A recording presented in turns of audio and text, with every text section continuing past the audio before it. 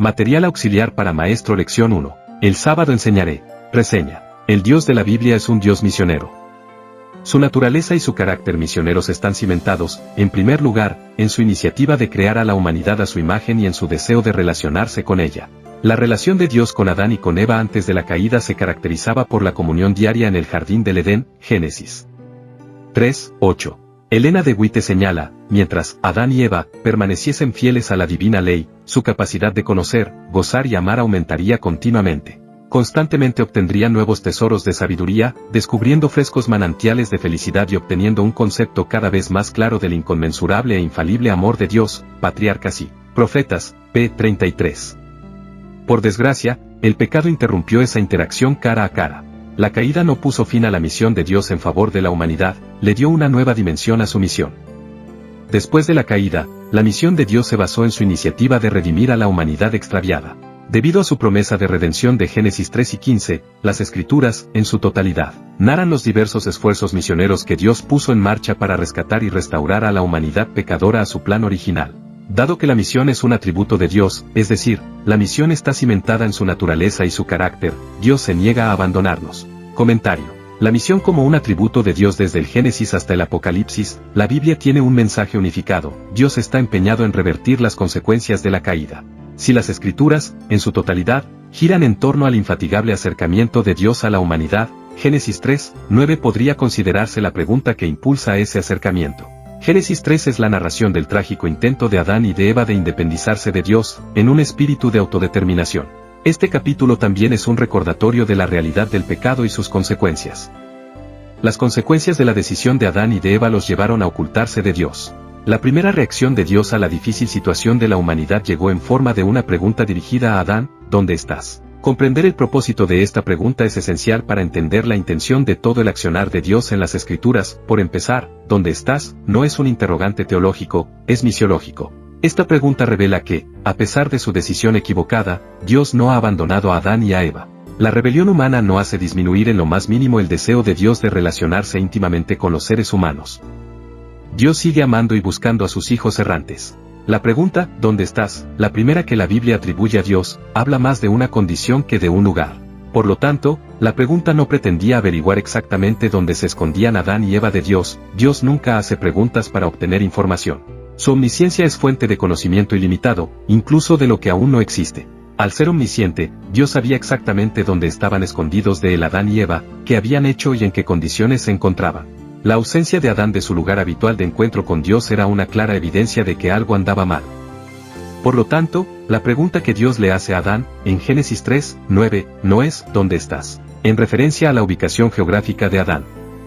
La pregunta, ¿dónde estás?, se refería a la relación, ¿dónde estás relacionalmente? Con las primeras consecuencias del pecado reveladas en los versículos anteriores, la pregunta de Dios tenía la intención principal de hacer que Adán y Eva pensaran en su relación con Dios. La pregunta pretendía hacerlos pensar en la consecuencia de su desobediencia a Dios. Adán y Eva tenían la oportunidad de examinarse a sí mismos y reconocer su culpa.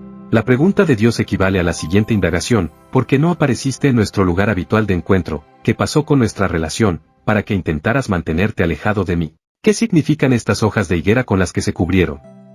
La falsa promesa de Satanás a Adán y a Eva era que, mediante la desobediencia, llegarían a ser como dioses. En otras palabras, el pecado mejoraría la vida de ellos.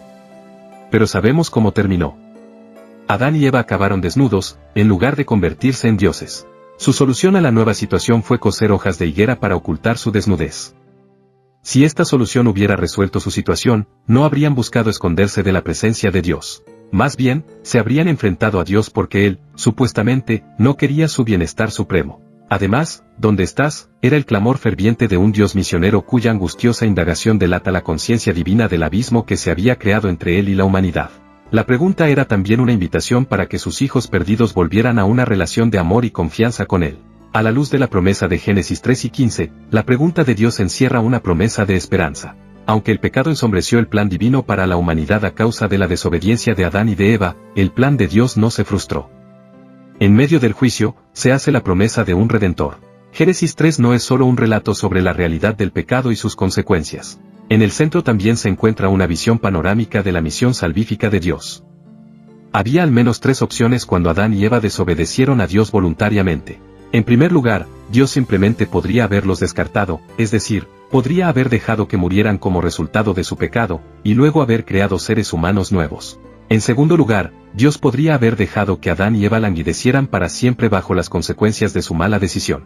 La tercera opción, que Dios eligió, fue la de la redención. Él salvará, mediante su sacrificio, el abismo relacional creado por la desobediencia voluntaria de Adán y de Eva. Aunque quizás sufran las consecuencias de su pecado, no vivirán para siempre en su condición caída. La redención de la humanidad no solo se prometió en palabras, también se vio en acción, y Dios el Señor hizo al hombre y a su esposa túnicas de pieles, y los vistió. Gen 3 y 21. Esta vestimenta es una expresión de la justicia y la gracia de Dios. Aunque el pecado, en cualquier medida, es ofensivo para Dios, Él se ofrece bondadosamente a limpiarnos de toda inmoralidad de la carne y a cubrir nuestra desnudez con su justicia.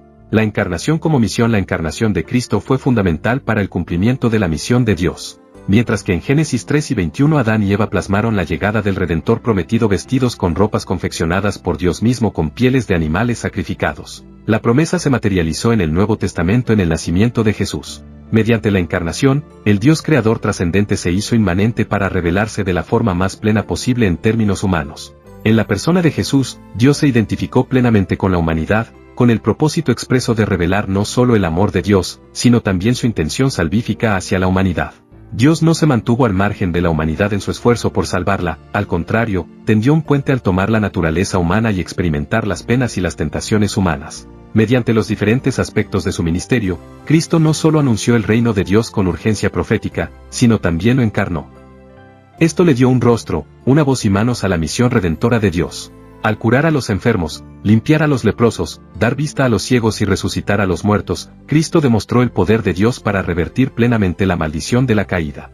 Al hacerlo, Cristo reformuló el concepto del amor de Dios, a fin de que la gente pudiera entenderlo, experimentarlo y sentirse atraída hacia Dios. La muerte sustitutoria de Cristo fue la forma definitiva por la que Dios intentó reconciliar consigo a la humanidad alienada. Juan 3 y 16.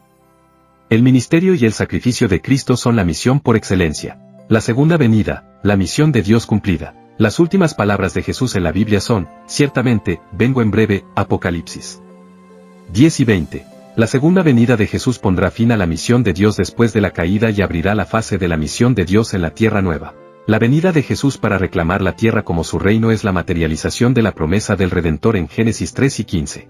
La fase de la tierra nueva en la misión de Dios marca la reversión completa de las consecuencias de la caída. Dios volverá a estar en medio de su pueblo. El sufrimiento y la muerte dejarán de existir. Apocalipsis 21, 3, 4, y los seres humanos tendrán acceso al árbol de la vida. Apec 22, 2. Aplicación a la vida. La pregunta primordial de Dios, ¿dónde estás?, también va dirigida a cada uno de nosotros en la actualidad.